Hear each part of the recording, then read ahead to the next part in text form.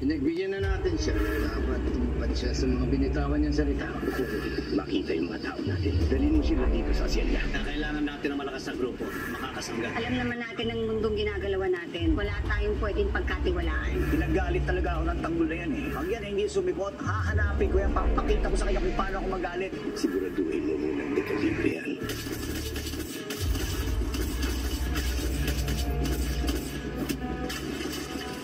Kilala mo yung taong susukat sa talento at galing niya. Alam ko na kung sino tinutukoy ninyo. Gusto talaga ako subukan ha.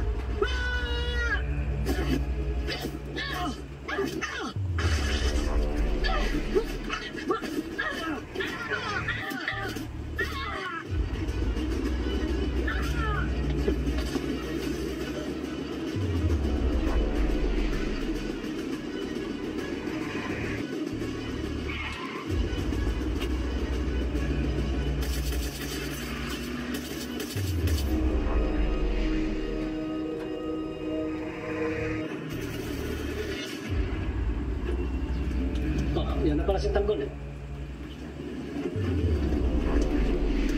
Supremo, Manda, huli na kayo. Baka hinihintay tayo na Marcelo. Wala na pa kami nakahanda. Tanggol, siguraduhin mo lang na hindi tayo tataydurin ng Marcelo na yan.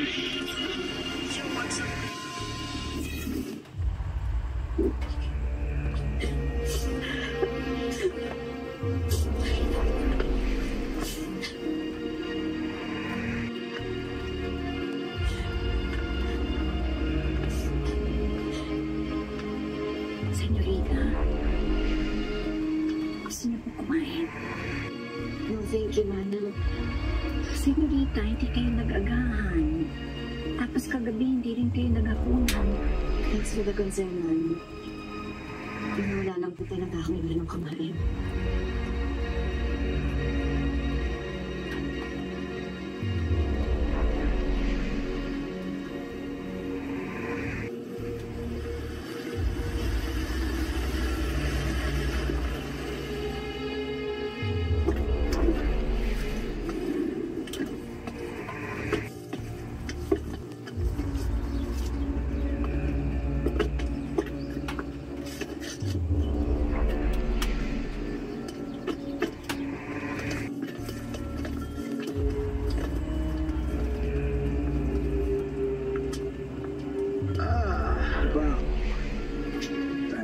Sa pagbisita natin dito Kararating lang natin, gusto mo nang umuwi.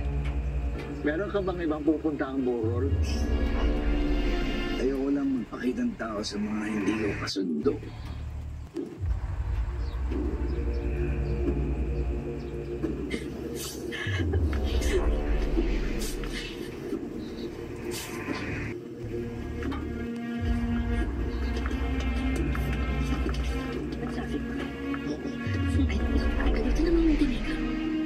Po kami. Salamat, Jesus. Nalaman lang. Nagkiramay. Sige, salamat. Nagkiramay. Condolences. Salamat sa pakikiramay ninyo. Magandang salamat sa pakikiramay ng iba. Mapamahiin ka pala. Bakit sa tingin mo ba kung magpasalamat ako, meron pang mas malalang mangyayari na higit sa pagkamatay ng apo ko? Sana wala na nga, Senyor. Sana.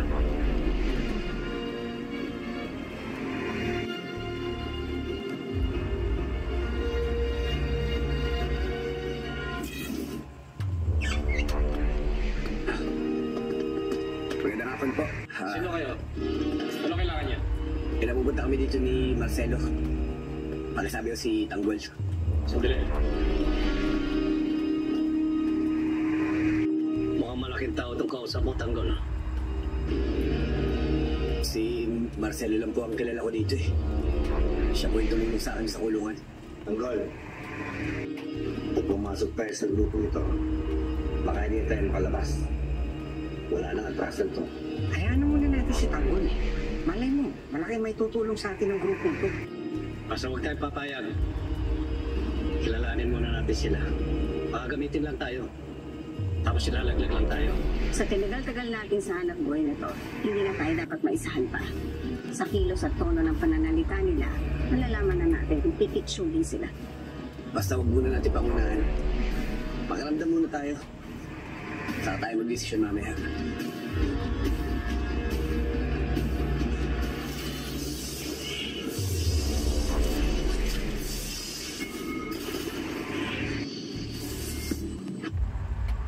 Mabuti naman hindi mo iniiwan ang bural ng apo ninyo. Paano nagiging sabi? Masyado kang busy. Maraming inaasikaso, maraming dapat asikasuhin. Huwag kang mag-alala, Ramon. Tutupad ako sa napag-usapan natin. Matatanggap mo yung perang hinahanap ninyo. Hindi yan ang tinutukoy ko. Negosyo ang ibig sabihin ng aking anak. Saka pala, mabuti mayroon kang mga taong pinagkakatiwalaan na magpatakbo ng iyong negosyo kahit na hindi ikaw tumututok. Marami kasi akong taong nakapalibot sa akin na mapagkakatiwalaan ko. Sana, katulad ko rin kayo. Maraming matitino at magpapagkatiwalaan tao sa paligid. Sino pa yung taong gumawa niyan sa iyong apo? Malamang personal na away. Pero maaari din negosyo ang motibo sa pagpatay sa apo ko. Ano bang ibig sabihin ng tingin mo sa akin, senyor? Bakit? Meron ba akong dapat itanong o sabihin sa'yo? Diretsuhin mo na ako kung meron. Ikaw ang magsalita. Kanina mo ba ako pinasasaringan? Pumunta ba kayo dito para bastusin ang burol ng apo ko? Hindi. Ramon! Masyadong matindi lang ang pinagdadaanan ng pamilya namin kaya nagkakaganito si Facundo. I apologize, Ramon. Don Julio.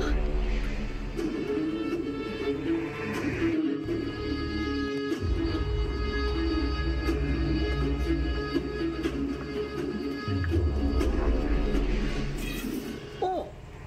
Tanggol! Ano nangyari sa'yo? Kanina pa kita hinihintay. Ha? Pasensya na. May nilakad kasi ako kanina maga kaya ngayon lang kami. Mas importante pa kaya sa pag-uusapan natin. Hinihintay ka na ni Senyor Facundo. Sino ba itong mga kasama mo?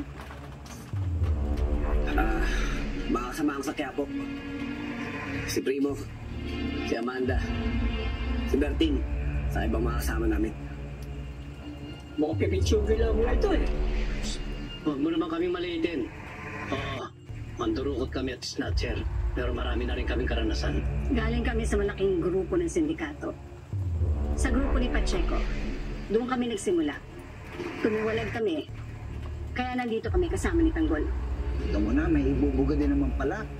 Tanggol, palagay ko hindi na magkakasundo yung mga ito eh. Umpisa mo lang, maliit na tayo eh. Marcelo, akala ko kaya mo kang pinapunta dito. Para may isang pangka tayo. Ba't parang hindi ganun ang tono? Naman eh, nagbibiro lang naman ako eh. Napipikon kayo kagad. Halika, relax muna tayo. Upo muna kayo dito. Sige na. Junior! Lagyan mo yung whiskey dito, ha?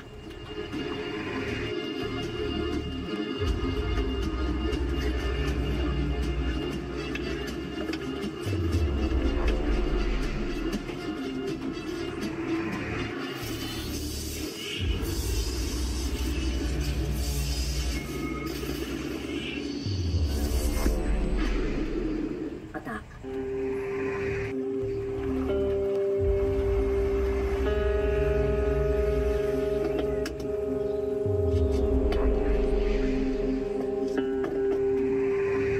Marada ka na lang, kami na bahala dito. Yes, sir.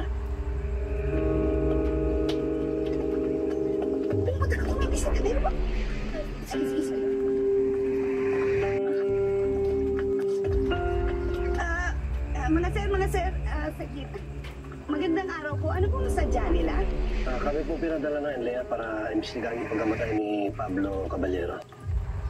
Nandiyan ba si Senyor Caballero? Baka pwedeng makausap sandali. May mga kausap siyang importanteng tao. Tsaka mga sir, lamay po ito ng apo niya. Kung maaari po, doon muna kayo sa waiting room maghintay. At babalikan ko na lang po kayo kung pwede na kayong kausapin ng senyor. Tayo na po, sumunod kayo sa akin.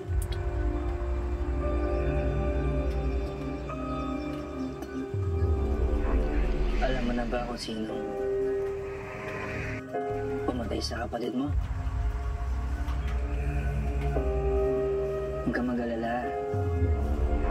Kayang-kaya na ng mga Montenegrong tumulong sa pag-iimbestiga. Salamat, pero makatutok na si Lolo sa investigation. Ikaw, baka may kailangan ka. Anong kumalukot ka, Catherine? Basta pag kailangan mo huminga, nandito ako. Kahit ano, ibibigay ko sa'yo. No, I just need time. And space. To grieve. Naintindihan ko naman. Basta tandaan mo, karami mo ko, Catherine. Okay?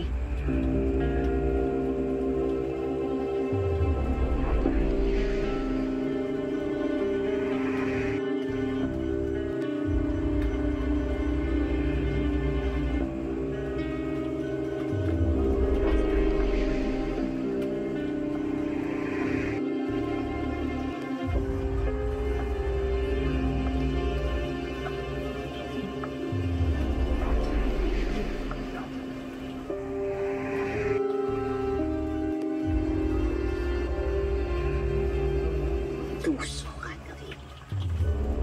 Alam mo na walang tagapagmana ang mga kabalyero.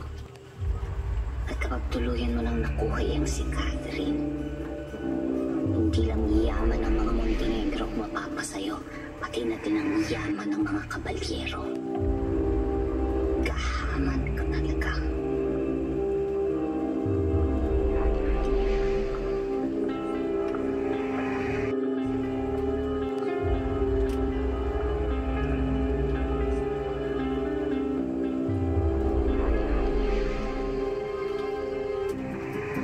Siguradong malaking gulo ang mangyayari kapag nagkita sina Ramon at Rigor.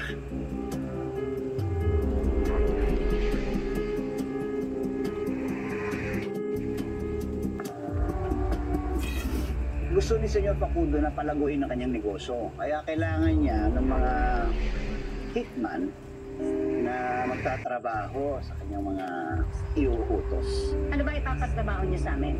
Si Don Facundo ang may-ari ng pinakamalaking pasugalan dito sa ating bansa. Ngayon naman, gusto niya naman yung subukang sa pagpapagawa at pagbebenta ng droga. Kaya kailangan niya ng mga tauhan katulad ninyo. Kabisado na namin ang pasikot-sikot dyan. Dito sa Quiapo, marami kayong babanggain. Lalong-lalo na ngayon, marami nang sumisibol na malalaking grupo. Alam mo ni Senyor Facundo yon. Ngayon, nung nakita ko naman si Tanggol sa bilangguan at nakita kong gaano siyang kagaling at napakatapang, kinuwento ko siya kay Senyor Facundo. At pinagkatiwalaan naman ako. Kaya sana, Tanggol, hindi ako mapapahiya sa mga taong kasama mo. Huwag ka mag-alala, Marcelo. Pinapangako namin sa'yo. Hindi kami mapapahiya kay Senyor Facundo. Kung sasali kami sa grupo nyo, kailangan namin ng malalakas na armas at maraming tao para maprotektahan ang negosyo nyo. Marami kami niyan. Yun nga lang kung oo si Tanggol sa amin. Sandali. Di ba mas maganda kung makausap mo natin sila sa Facundo bago tayo umuwi? Matauhan naman ngayon Alam mo kung pinaikot lang tayo na binubola tayo niya. Tama sa Mamberting. Baka kinakailangan muna namin makausap si Senyor Facundo para malaman niya kung ano ang mga hihilingin namin sa kanya bago kami sumali sa grupo niyo. Siyempre naman. Ngayon din, dadali ko kayo sa kanya.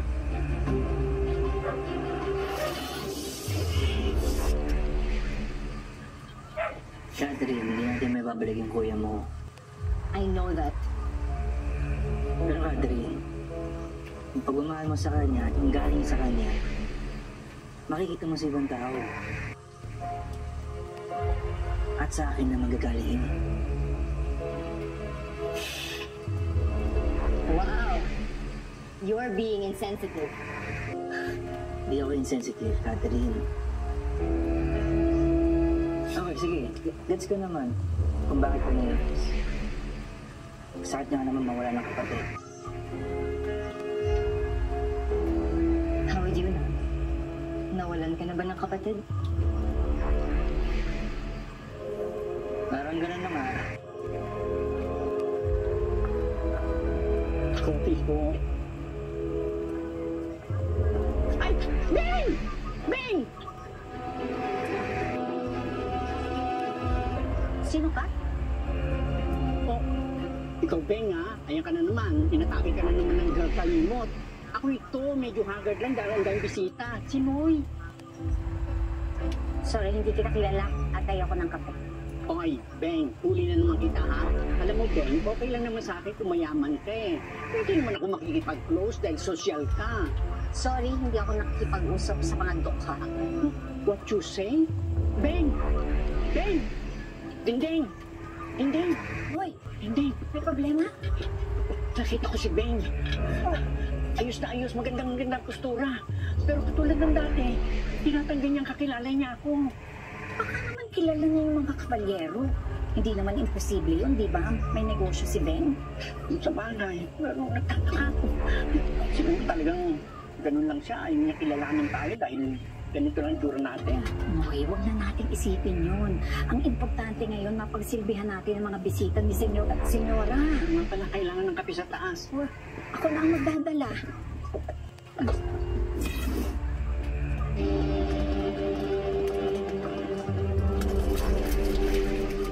Bakit? Ano to, Tanggol?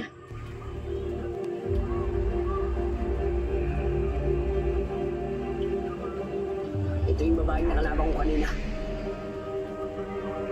Ito yung gustong pumatay sa akin.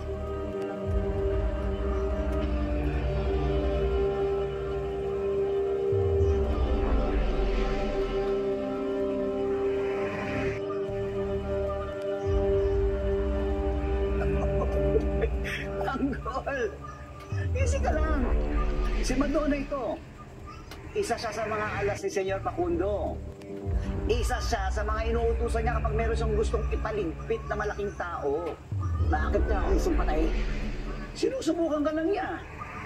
Nakapasa ka naman sa pagsubok niya. Nakaligtas ka kay Madonna, di ba? Magaling ka. Pinabilib mo ako.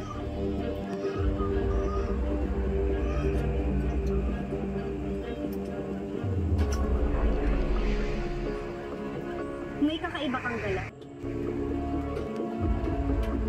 Hindi ka aral pero buo ang loob mo.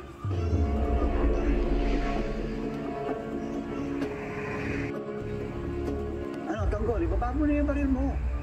Nakapasa ka naman sa pagsubok eh. Ngayon na. Puntahan na natin si Senyor Facundo. Tara na.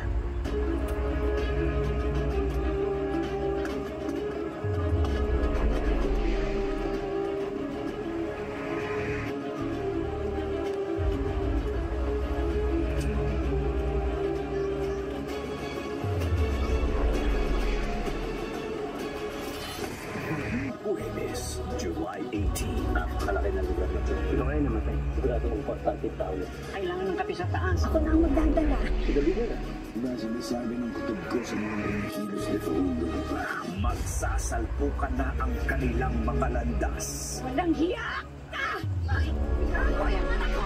Bakit mo sa sinagpan? Pakihanap sa buhay ng mga kasama. Hoy! Ikaw na naman. Dito ka rin ba para sa buron?